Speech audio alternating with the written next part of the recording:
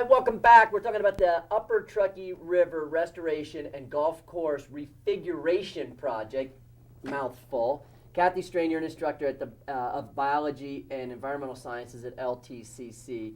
And Cindy Walck, you are a scientist and a project manager and an expert on river restoration for California Department of Parks and Recreation. Another mouthful.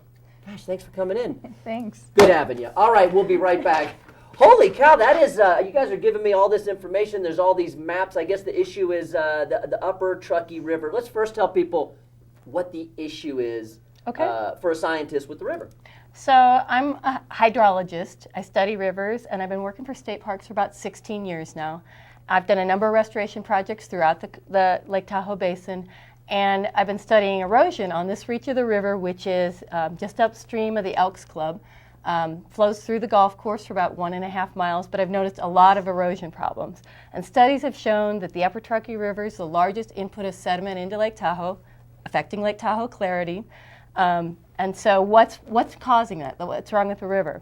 This reach has been impacted since the mid-1800s. We've had grazing, we've had logging, they've straightened the river out, they've taken a lot of those meanders, those bends, straighten them out. So when you take those bends out, you make a river have a higher slope, it's steeper. And the ability to erode is related to that steepness. So it starts eating at its bed, eating at its banks, producing that sediment, gives it higher capacity, and then that lowers the water table. So it doesn't access that meadow, that floodplain, that big sponge that's habitat. So that all dries out, you lose that habitat. And then in the 1958 to 1962 period, they built a golf course on what used to be a floodplain. So you have erosion, you have detrimental sediment to the lake, and you basically have no habitat along the river. So a lot of people can relate to it just dragging a lot of sediment into the lake, which then knocks down the clarity. Yep. Can we just dam it off and then none of the sediment would get in there, or is that's not a good solution? That wouldn't be too good for habitat. I mean, that you could. It's been done, hasn't it? Yeah, it has been done. It has proven not too good for fish or habitat. So how can people respond to this? I know that's part of what you guys want to do is say, hey, we're looking for public comment on this situation, whether it's reconfiguring the golf course, doing something with the river, some sort of balance in there that the community can contribute to. Right, and so what we're looking at, there's actually 5 different alternatives that they have. One of the alternatives is to do nothing. That's alternative 5. And do nothing. It's good you have that as one. Do nothing, but that has some Right, clarity of course. issues for the lake. Sure. There's another alternative, alternative 5, and that's to just get rid of the golf course completely. You keep the clubhouse, and that has, you can do a great restoration of the river, but there are some economic considerations. They did an economic study where they looked at how does the golf course contribute to the South Shore, and they found out that there are 76 part-time, full-time jobs associated with the golf course. Wow. There's 95 other jobs that are supported inside and outside the basin. 30,000 rounds of golf are played at that golf course. 2/3 of those are people coming in from out of the area. So people coming to golf, staying an extra night to golf, brings in $6.1 million to our local economy. And then there's also, it's run by a concessionaire. The concessionaire pays a fee to state parks. And so that's about $880,000 a year in a fee that they pay. So they use that money for their bottom line to do other restoration work and to keep open those state parks that aren't profitable like DL Bliss and Emerald Bay. So if you remove the golf course, there's economic considerations to that as well. There's another alternative to make it a 9-hole golf course. There's about 9 holes of the golf course that are in the way of the restoration. So you're talking about what's right up against the river. Right up against the river. 9 holes. So what happens is if you go to restore this river, you're putting back in those meanders, but you're also bringing that water table back up that supports the habitat, so it's going to flood more frequently. So you not only have to make room for those curves, those meanders, but you have to make room for that flooding. And last I checked, having water on the golf course and fine silt deposition isn't too good for turf. So what we really want is to get those holes out of that zone right next to the river. And what do we do with them? And that's what Kathy's talking about with the alternatives. So you have this 9-hole course. The 9 holes could stay. They're out of the floodplain. And so you get a beautiful restored river, but unfortunately that same economic study found that a 9-hole golf course would not be economically viable. People won't come to play golf, people won't stay to play golf, and you don't generate enough revenue.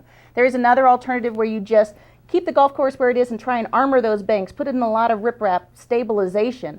That does not restore the meadow habitat. It doesn't restore your floodplain. It doesn't make a nice riparian corridor. It just armors it in place. It doesn't slow down the river, so you just transfer that energy to the next section that's trying to be restored. Right. And so the last alternative being proposed is alternative 2.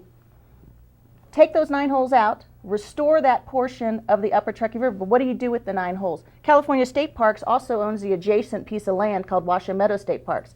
And it's going to be an equal swap of land. It'll be, you move those 9 holes out of the floodplain onto a part of Washoe Meadow State Park. And so the area that gets restored along the river becomes part of Washoe Meadow State Park. The area where the golf course holes are proposed to be relocated, that becomes part of the state recreation area. Same size golf course, same par, same turf area. And this portion where you're going to propose to put the new holes is not a nice portion of Washoe Meadow State Park. It's very degraded.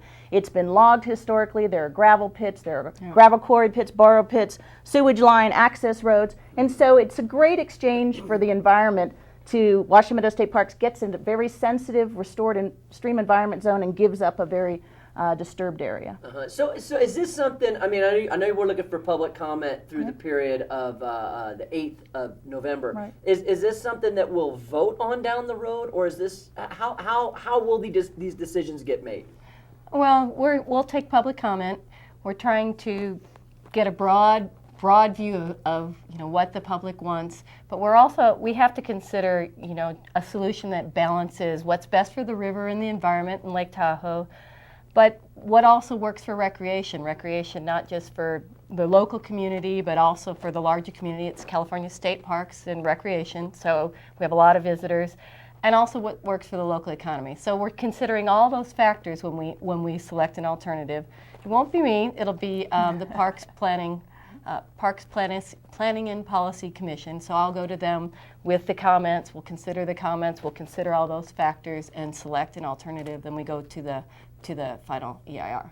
So it'll be ultimately the California Parks and Rec will Yes. say this is what we're going to do based on Yes. what the public wants and what we've And what our goals are. What the goals for the restoration. And is there a website where people can get more information? Has that been up on the screen, I think, too? Yeah. Absolutely. So this is a little brochure. This is on www.restoreuppertruckee.net, and you can get this brochure on the home page. There's a link for that. You can download it, which summarizes all the alternative. There's a place for you to look at all the environmental documents. I don't recommend print because there's 300 or 400 pages of that. But there's also a little It's spot also for at you the to library. It's at the available library. at the front desk of the library. But there's a place for you to click an email comment, say which alternative you like, say why you like it. There's a place, an address for you to write a letter if you'd like to do that. But they're looking for public comment through November 8th, and we'd love to hear what you have to say about this. And not just whether you like it or not, but if there's suggestions, things you would change, combinations of some of the, or things we might not have thought of, Right. Like my dam idea. Like probably no one ever thought of